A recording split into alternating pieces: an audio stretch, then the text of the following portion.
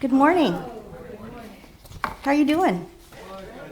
Good. Okay, so I thank you so much for having me back. My heart is wide open today, and I'm just so grateful for this community. So I wanted to start with gratitude for having me back. I love this community, and if you remember last time I was here, the talks that I do are usually a dialogue, so I'm going to have you participate because this is your life too, right? It's not about me, this is about you. So everyone should have a white card and a blue card. Yes? And then a writing utensil, if you don't have one in your hand, raise your hand and someone will bring it to you. Everyone's got one. Good job, you guys. Thank you.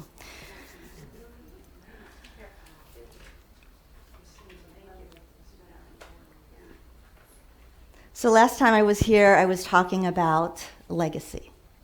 So today's talk topic is about being a source of a transformed world. This is right up our alley, right? The daily word was picked today. It's beautifully suited for our talk. And I went and I circled it, the parts that I thought was, wow, this is really speaking to me. That in terms of transformation, it says the way of spirit is the way of release and transformation. Release and transformation. You got to let it go in order to transform, right? It also says that your whole life is transformed as you let the Spirit of God direct you, which means, guess what? You're not doing it alone. It's a partnership. It's a co-creation, which is a beautiful thing because if I've got to do it myself, help me, help us all, right? So I'm just going to affirm right now, I'm not in charge. God is. And I say this at every talk. I've got my talk planned. It's enough to probably cover 2 hours. So there's enough material here, and I'm going to allow Spirit to direct me. I'm looking at the time because I've got to keep a time on myself. So, be ye transformed by the renewing of your mind. Romans 12:2. And I find this really kind of apropos because that's the opening quote that I wanted to start with, and it's right in the daily prayer. We're divinely guided. We're here together for a specific reason, purpose, and we're here in exchange. So, source of a transformed world. So I'm going to invite you into shifting the way of thinking. So transformation is all about aligning our thoughts, our attitudes, our actions with God truth. And rather than conforming to the values of our culture, we're going to look at truth itself. Now, I know that we have some long-time truth students in here. So I'm going to ask you, here's the pop quiz, what's the difference between reality and truth? Go ahead and shout it out. We're all family here. It's fine. Belief, yes. So what's reality and what's truth? Huh? Yes. Yes, so I'm gonna shorten this because otherwise we would be here till 4 o'clock, which is kind of fun. Let's do that sometime. So reality is where we're living right here, our physical essence, our beingness, right? The reality is we're here, we have bills, right? We got to put a roof over our head, Maslow's hierarchy of needs, we need shelter, we have relationships with people. That's the reality of the situation. Sometimes we have trouble making ends meet. Sometimes we got to help another person. Sometimes another person needs healing and we're there for them, right? So then in terms of truth, we're truth students, right, in this room. What does truth mean? Yeah, the absolute essence of who we are. So it's not necessarily reality, but it is the truth of who we are. And that takes me to Teilhard de Chardin's quote of us being spiritual beings living a human experience. So I'm going to invite you into shifting your thought to having double lenses, those bifocals that we all use. So you can see close, you can see far. You can get that this is reality, but we are so much more than our reality, right? So reality, I'm just going to look at my notes now. Reality is the situations and the circumstances of our everyday life. We're identified with being human, right? That's our identity. We're human. And we have part of being human is to have the human condition, and sometimes we have these experiences that are for us, we don't know it, and the back and forthness, right? And then there's the truth. That's our spiritual identity. So in whatever you're going through, if you can remember that's your spiritual identity, that will save your tushy. Because then you don't go off and spew on someone else, shadow on somebody else, right? So I was with Nancy and Chris last night because I stayed at their place. We had these great conversations. And then I shared with them, hey, this whole healing thing that Myrtle's talking about, Myrtle Fillmore is the co-founder of Unity, for anyone who's relatively new. She's this healing journey of healing herself from TB. And she did it in prayer and meditation. And what dawned on me is her healing journey is her ability to shift from reality, her human identity, to her spiritual identity. So that's the journey home to ourselves. That's healing. When we say healing in our language here, we're talking about, hey, let's come back to the truth of who we are. Forget about reality, because these things change, they morph, they're there. Our reality is a platform.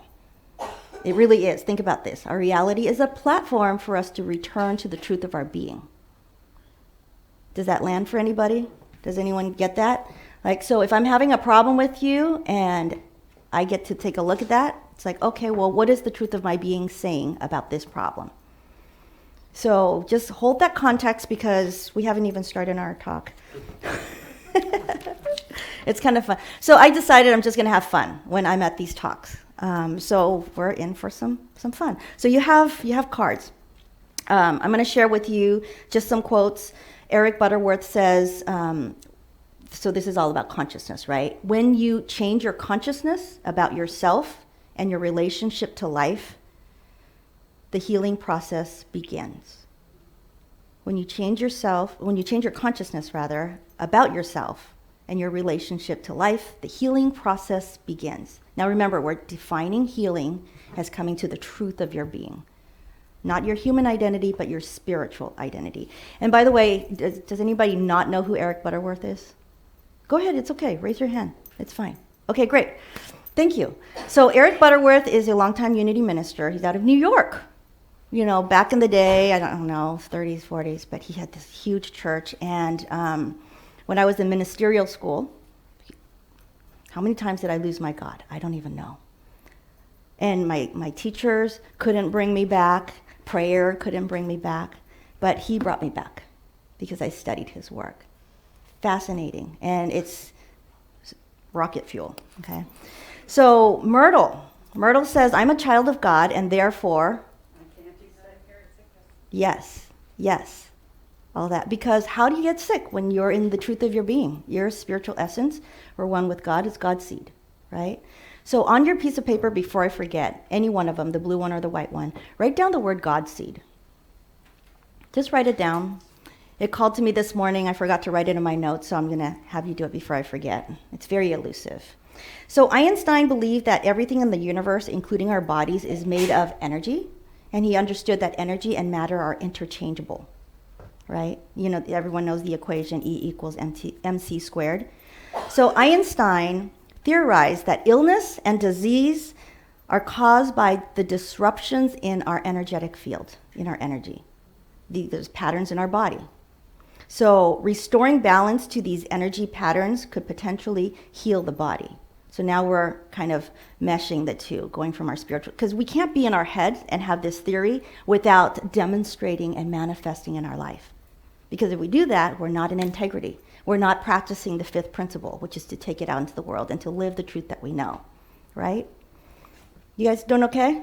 Okay, good. All right, so we're going to look today at how we are the source, how we stand as the source of a transformed world. And so the blue paper, you have lines on one side. So go ahead and write the word source going downward, S-O-U-R-C-E. Go ahead and write that down.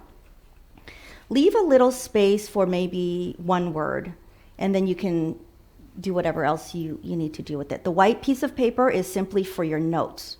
So if something bubbles up and there's a spark. Write it down, because when the still small voice talks and you don't get it, it goes away. It's very elusive, very, very elusive. So I'm going to talk fast because we have a time. I'm sure you guys want to go to lunch, but this is really important stuff, and I think that this would really serve you in terms of how you show up as the source of transformation, right? So what does it take to be the source of a transformed world? Because if we look at source, we're thinking, okay, well, what does source mean? We are the creators of our world, in essence. It comes in me, through me, as me. All these words sound very familiar, right? We are the person, the soul, the entity that is inhabiting this body. And so we have this big privilege, this huge privilege. It's a present. We get to live this life. And guess what? It's short. I mean, sometimes we think it drags on and on, but it is a short life, right? And we know that nothing gets to happen out there if it doesn't happen inside. Life is lived from the inside out, right? So whatever step that you're in life right now, know that you are the source of however your reality shows up. You are the source of however your reality shows up. Good, bad, indifferent, abundance, scarcity, lack, loving, despising, jealousy, all of that. And you get to be with that and be okay with it, because that's part of our human nature. So I'm going to have you freeze frame your life right now. Just freeze frame your life exactly where it is. So go through your mind. I'm X years old. This is where I live. My family is this. You can do that pretty quickly in your mind, right? All the experiences that you have, how you're feeling right now, you're the source of those experiences. And there is a grace that runs through our cells that calls you higher all the time, despite wherever you are, right? If you're suffering, if you're going through something, there is a grace that's speaking to you. And so the question is, are you open and receptive to hearing it when it comes and knocks on your door, knocks on your consciousness? So I'm going to get to the next part, but in the context of this talk of source, I want you to look at how am I being source for my own life, in my personal life right now? And also consider how am I being source in community? Because we come together in community. Some of us come together because we love this community. We want to support it. We want to see these ideas grow. And some of us come together in community because we don't want to be alone. That's fine too. We invite all situations, all kinds. We're inclusive. But this is just an inquiry for you to take with you as you go about your day. No one gets to read your blue card. That's yours to keep. So don't worry about accuracy. This is for you. And it's time to be honest, right? So let's go to the first slide of the S. The S is for silence, of course. That's our foundation. I think it's even in the core values here. So the question is, how do you recharge? Fillmore says, be still and turn within to the great source in his book, Prosperity, Spiritual Secrets of an Abundant Life. The silence is a state of consciousness aimed at connecting divine mind and listening to the still small voice. So the practice of silence allows us to calm our human mind. A lot of practices call it the monkey mind, right? We're talking about the brain is what we're talking about when we say human mind, not the capital M mind. So in the space of meditation and silence, we're sort of opening our energetic field, getting still and receiving guidance. We're plugging in to source, right? Source energy, but we've got to make space for it. So we got to empty our mind, breathe, get out of our head, get out of our body, and just be an open field.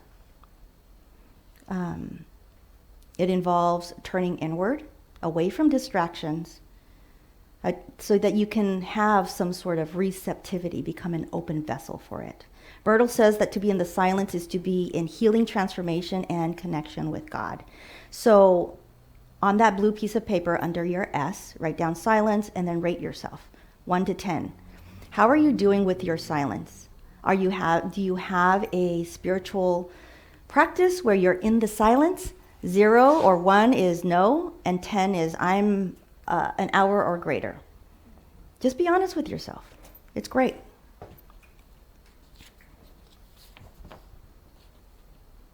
I wrote this note. This is really great. Okay, so this is going to move kind of quickly, but this is really important. So why do we sit in the silence? Why do we do this, right? So the silence is where you go to heal. But you got to be quiet to get to that healing spot, right? You got to calm and quiet the monkey mind. And some of us know this, that the practice of yoga or movement is to get out of your head and into your body. Yoga is the practice to get you ready for meditation. So if you know, this stretching, it's just getting quiet, right? So the silence to the Fillmores is the fountain of spiritual truth, because they taught us this. It's ever flowing. It's the divine resource in each person. This is your space. If you're feeling out of sorts, if you're feeling misaligned, this is where you get your wisdom, your life, your healing. Because now there's a direct connection with you and God essence. So he teaches us to turn inward to drink from this fountain. I mean, this was written at the turn of the century, right? So the language is back then. Allowing us to refresh and be guided, because we all have that divine God seed within us. And we get together, we get ourselves together through truth principles and divine law, not social media, not what our friends say, not what our family says, none of that. This is divine law, and we all have this within. We just get to be still enough to hear it. And this truth is in every single one of us. We can access it, we can experience it through conscious, consistent spiritual practice. So that's the S. I'm going to go to the O. O is for observation. And this is to watch, just to watch, the awareness, to see the pattern within you. Pema Chodron, who is a Buddhist American monk, says, when we meditate, we learn to observe. So you're just looking. You're looking to see what's happening in the monkey mind. She says, when we practice, we strengthen our ability to be steadfast in ourselves. No matter what comes up, lust, jealousy, hatred, fear, we can look clearly without getting caught in its energy. Because there's this stuff that happens, that's not the truth of your being. Don't get caught up with it, right? So, in essence, you've got to recognize it in order to heal it. If you don't see the pattern, you can't do anything with it. It's just like saying, I don't know what my choices are. Well, then you don't have any choices. You just get to choose or not choose based on what is given to you. So having the awareness, opening up to it is really important. Eckhart Tolle on awareness. This is really deep. I love this. He says, to recognize one's own insanity is the arising of sanity, the beginning of healing and transcendence. To recognize one's own insanity is the arising of sanity, the beginning of healing and transcendence. So when you can observe the dysfunction, you're already arising above it.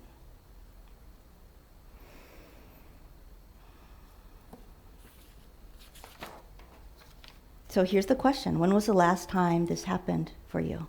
That you had the awareness that, oh, I probably shouldn't be insane? Right. So no judgment, no reactivity. Yeah, exactly. Because we get caught up. We're human. That's part of our human condition. But to know that that's part of our human condition allows us to have self-compassion. And we treat each other different. We treat ourselves different, first of all. Can't give, what was the last talk that I did? You can't give what you don't have, right? So if you have self-compassion for you, then for yourself, for myself, then I can have self-compassion for another person because I get it. I get it. It's a struggle sometimes. But that's the human condition. So then you don't work under your RAS, reticular activating system. That reptilian brain of yours aren't fired on all engines and you're not reacting because someone said something that, maybe caused a wound somewhere. So rate yourself an observation. Where are you? 1 to 10. Nobody's going to see it, so this is just for your own assessment. U is for understanding. And this is right understanding. So we're talking about source and the idea of understanding. So what does that mean? Okay, everybody's still writing, so I'm just going to go because, again, looking at the time. I'm going to just share with you Byron Katie's work. Anyone familiar with Byron Katie? Yes? Okay, she's a brilliant woman. Her definition of understanding is cognitive comprehension, insight, awareness, interpretation, analysis, empathy, and emotional intelligence. So she has 4 questions. You guys get to do homework and research this if you want to know more about it. But the 4 questions, when something comes up that irks you, you want to ask, is this true? Can you know that it's absolutely true? And how do you react with what happens if you believe that thought, right? And then who would you be without that thought? Just let it go and see what happens. So understandings shift. And as brain science would have it, all perception is misperception because we only have access to 5% of our conscious brain. So the 95%, it's all automatic, it's all in the background, it's all circumstances, situations, and trauma in your body. Scary, isn't it? Like you think, I'm fully awake today. You're fully awake in that 5%. Right, so the more we plug into the silence, the greater our capacity to be centered and to be in the truth of our being rather than the reality of our being. Okay, rate yourself. Are you seeing the forest from the trees? Where are you in your understanding of 1 to 10? How triggerable are you? Is that a word? Triggerable? You know what I'm saying, right? And how are you the source of that? How are you being source? Whether it's in your own personal life or in community. Because we're talking about the source of a transformed world.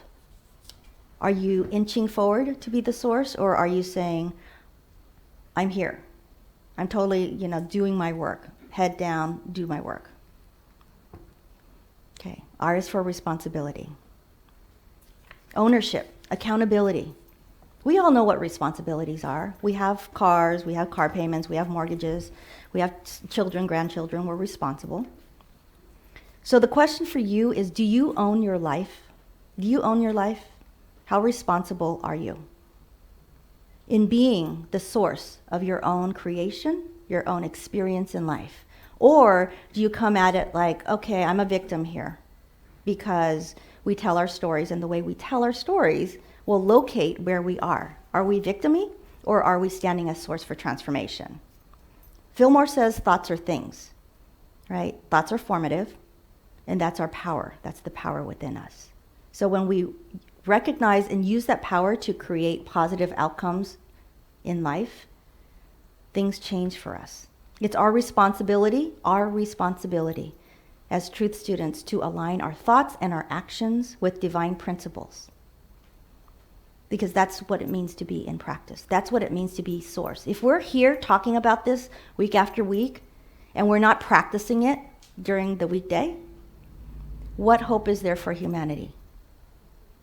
Right? Or if we're just here listening and, it's a great talk, bye, and we forget and we're not in practice, then we're not really taking responsibility. So rate yourself.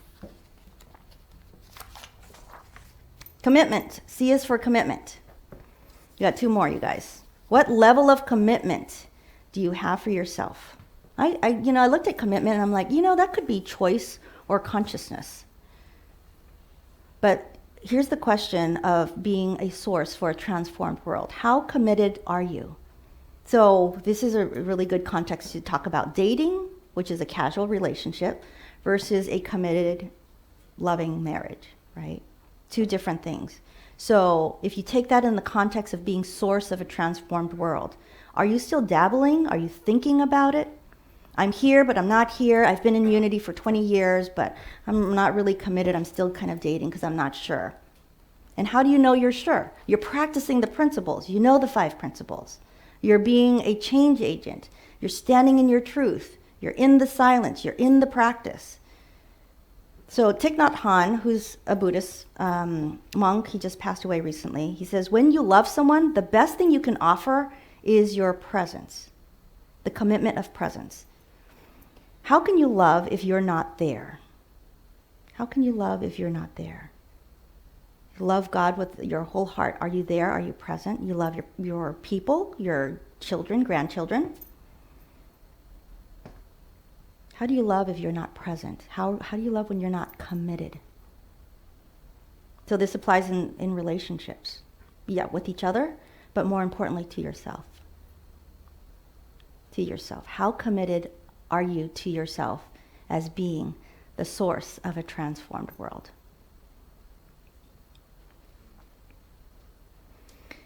Pema, again, children. She says, the most fundamental aggression to ourselves, the most fundamental harm we can do to ourselves is to remain ignorant. By not having the courage and the respect to look at ourselves honestly and gently.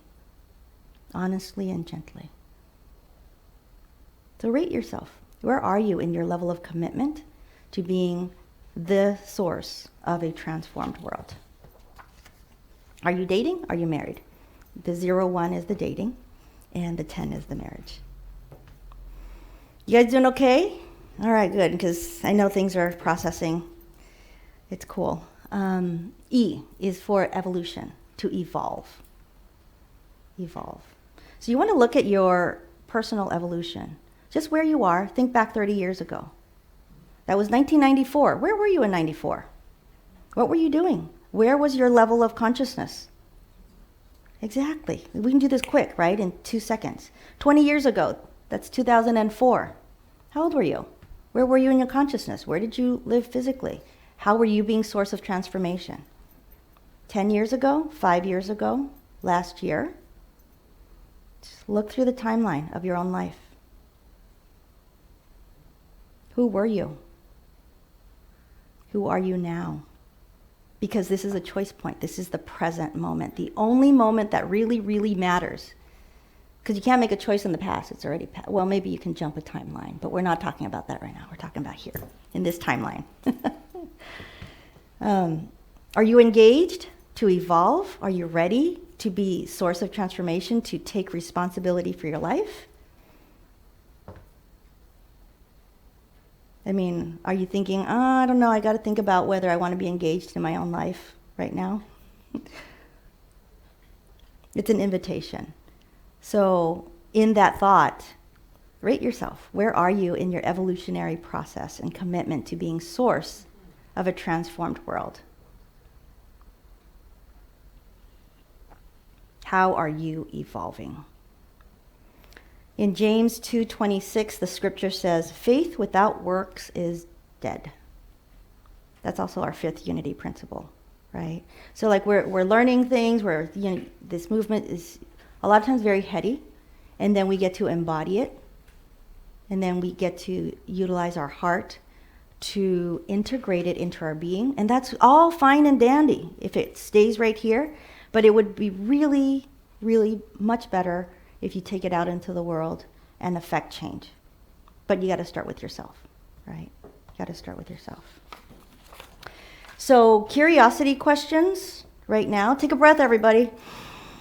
I know, that was such a long, deep talk. Seriously, that's a workshop. Curiosity questions. What am I feeling? Like right now, how are you feeling? And if there's like a stirring within, you got to ask yourself, what emotions are not being met at this moment? And who do I get to be to truly show up for myself, for this remaining time that I have on earth, for myself, for my family, for my community, for the world? It doesn't matter what they're doing. It starts right here. This is the only kind of space that you have affecting. Like, it doesn't matter what the future is holding. The only time that matters is the present. It doesn't matter what the outside world is doing. The only thing that you can control right now is from the inside out. You got to make that decision. Hi, welcome. I lost my family.